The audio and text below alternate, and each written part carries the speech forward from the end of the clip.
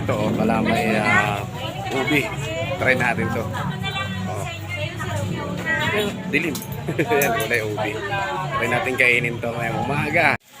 Narito po ngayon tayo sa Marsan Street sa Sampaloc, Manila.